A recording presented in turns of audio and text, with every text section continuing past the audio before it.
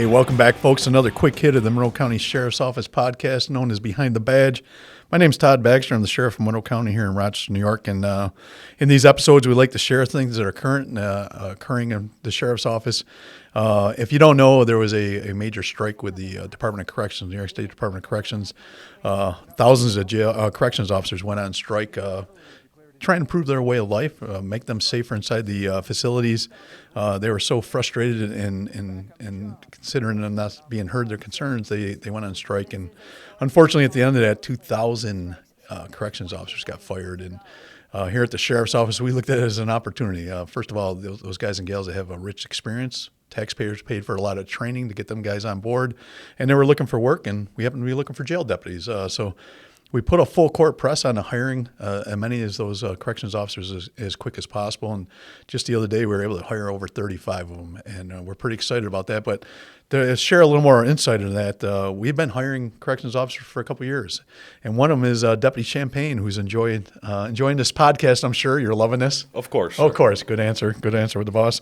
But we hired you from the Department of Corrections a couple of years ago, and used him as an opportunity to recruit other people in the organization, and also, if you will, tell us what, as we're going through the selection process for 35, what the heck does it mean, all these acronyms, and where was the real experience of what they were doing, and now you're coaching these guys, and they're in a hiring practice, as a counselor for these guys that are trying to learn our culture and simulate in our way of life, but also learn the way we do corrections. And so I'm done talking. I just want to introduce you to the community. Maybe we could talk a little bit about the experience that you experienced coming from a large prison, statewide facility to a local jail, and then tell what we're doing with these new guys that are coming on board. Yes, sir. Coming from a large-scale prison, coming to the county jail, it's really not all that different as far as the day-to-day activities. Inmates are inmates, regardless of what jail you're at. The biggest difference that I found with Monroe County is just the atmosphere itself is just completely different than the state. And, the camaraderie that you have with your coworkers and not going into work stressed out and worried if you're going to get mandated to work 24 hours is just, it's just a more pleasant environment, even though you're still inside a jail. Right. Yeah, you're still inside a jail. That transition. So how long ago did you make that transition? You came over. I kind of forgot already. It was just over 3 years ago. Perfect. Yep. So you had a 3-year head start on this strike, right? And as I mentioned, one of our goals was to get as many of these guys and gals that went on strike and got fired into our organization. We're almost 90 deputies short anyways. We needed them. They needed work. They needed a job. It was a perfect fit. And I'll give credit to the Sheriff's Office, other bureaus. Everybody put manpower into these backgrounds. But really, we didn't know what we were jumping into. Hiring 2 or 3 people from another organization, another culture was one thing. Hiring 30, 40, maybe 50, 60 if we're lucky enough. But you were a great help of just helping us go through the backgrounds and understand, the jargon, understand the acronyms, understand the facilities that they're coming from. And now, being 3 years experience, you're out there at the academy with these guys as they go through a little mini police academy, if you will, to onboard with us, learn our way of doing business, and getting recertified. One of the things the state did is took their certification as peace officers away.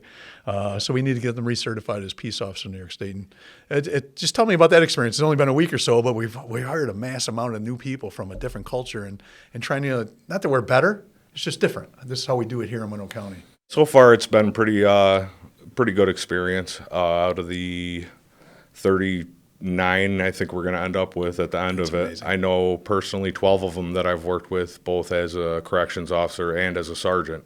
So I feel like that makes it a little bit easier for them and myself.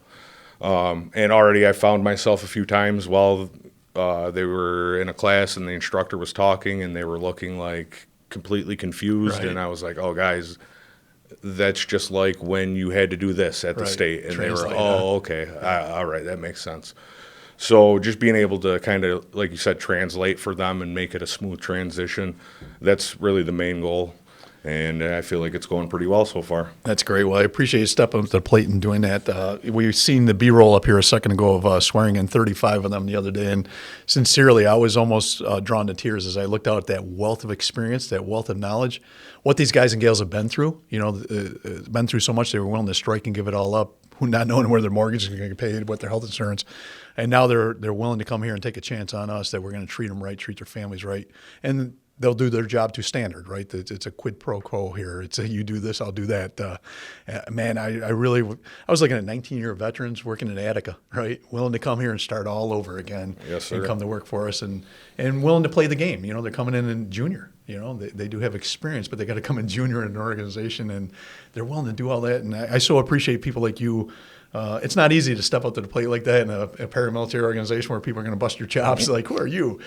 You are somebody, and we really appreciate you coming in, and we appreciate these other guys. And, if we can get them to assimilate and move on with their career and take care of their families, take care of their life, take care of our inmates, and enjoy a retirement someday in the future, that's what it's all about. What's been the biggest challenges you see? I mean, what can we? We're going to have another cohort right behind them. We're not done hiring commission of corrections officers that got laid off. What's next? What can we do better? Is there anything we should be doing different? I think it's just it's an ever evolving process, right. And I think we're doing the best we can, and I think that all the corrections officers that are now becoming sheriff's deputies, they all really appreciate the work that's been put in and invested towards them already. Right. And what was it, last Friday when you came up and talked to them all?